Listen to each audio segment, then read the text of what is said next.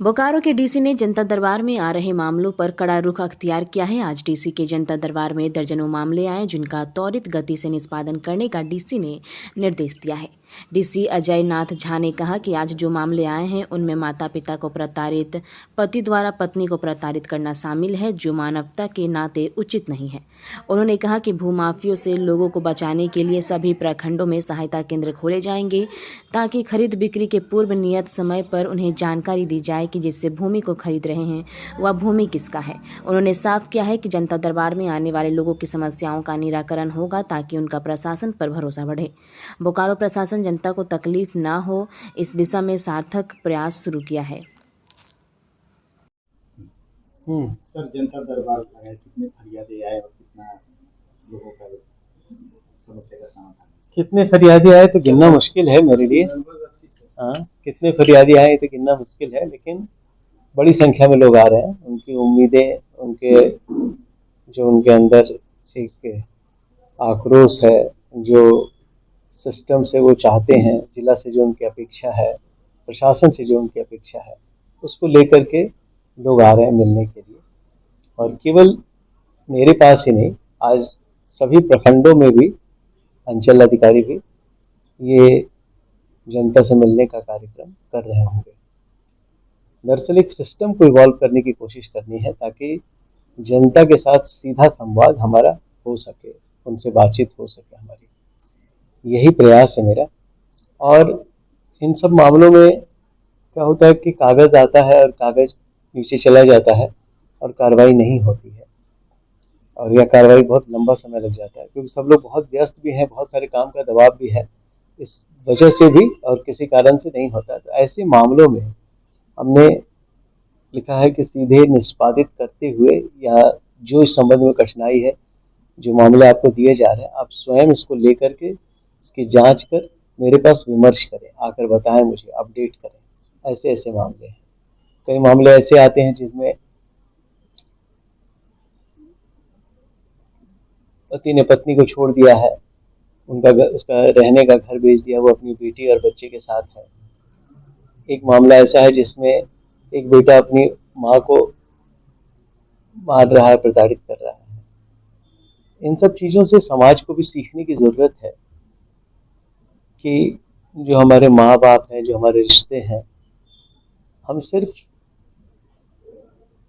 कानून के सहारे केवल इनको नहीं कर सकते। हम लोगों को ये समझने और संवेदनशीलता जगाने की ज़रूरत है कि किस तरह से हम समाज में ऐसी चीज़ों को रोक सकते हैं। केवल कानून के सहारे दबाव डालकर ऐसी चीज़ों को रोकने से फिर ये चीज़ें उभरेंगी। और इस तरह के विवाद से मुझे बहुत दुख हुआ, बहुत तकलीफ होती है कि कोई अपनी माँ को प्रताड़ित करे, कोई पति अपनी पत्नी को अकेला छोड़कर, अपने बच्चों को छोड़कर कहीं और शादी करके रहने लगे। इतनी असंवेदनशीलता समाज में नहीं आनी चाहिए। इन चीज़ों को लेकर तकलीफ होती है। लेकिन जो हमारे पास आएगा या जो हमारे सिस्टम के सामने आएगा फरियाद लेकर, तो हम उस पर पूरी सुनवाई करेंगे। क्योंकि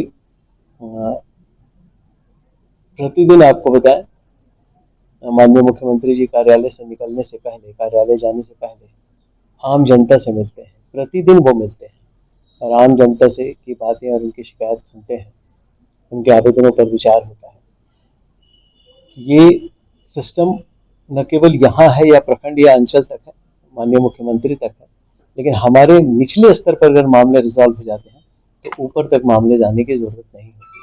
बहुत मुश्किल से लोग जिला तक आते हैं। मैं चाहता हूँ कि लोग प्रखंड और अंचल कार्यालय तक ऐसे मामले खत्म हों और समाज में थोड़ी संवेदनशीलता भी हो। जमीन पर कब्जा करने के बहुत सारे मामले हैं। ऐसे मामलों में हमने एक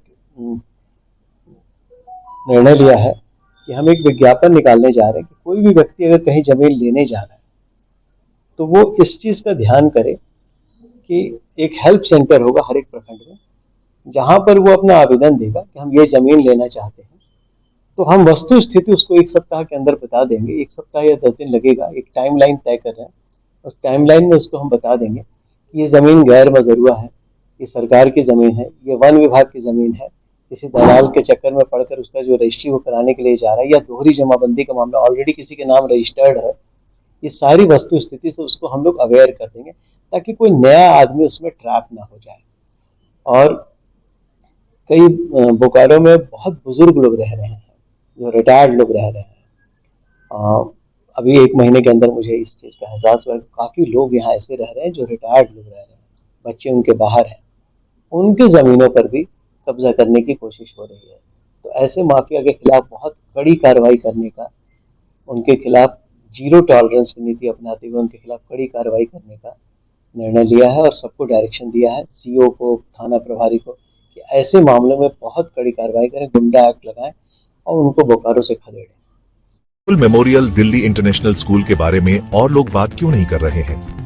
अब टाइम है ये जानने का कि हम कैसे सपनों को शेप कर रहे हैं और एम्पावर्ड फ्यूचर्स बना रहे हैं। एक ब्राइटर फ्यूचर की नींव आज से रखी जाती है।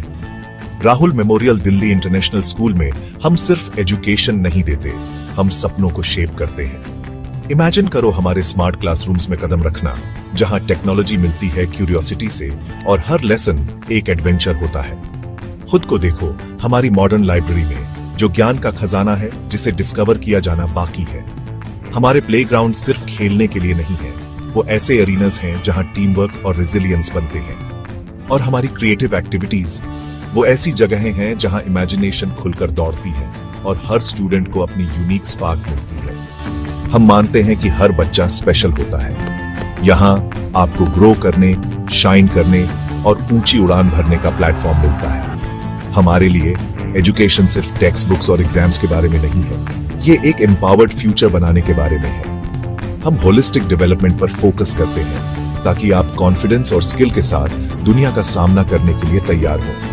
हमें ज्वाइन करें Rahul memorial Delhi international school में, जहां लर्निंग सिर्फ मार्क्स के बारे में नहीं, बल्कि एक ब्राइटर एम्पावर्ड फ्यूचर की ओर एक मीनिंगफुल जर्नी है। क्योंकि यहाँ आपके सपनों की फाउंडेशन आज से शुरू होती है।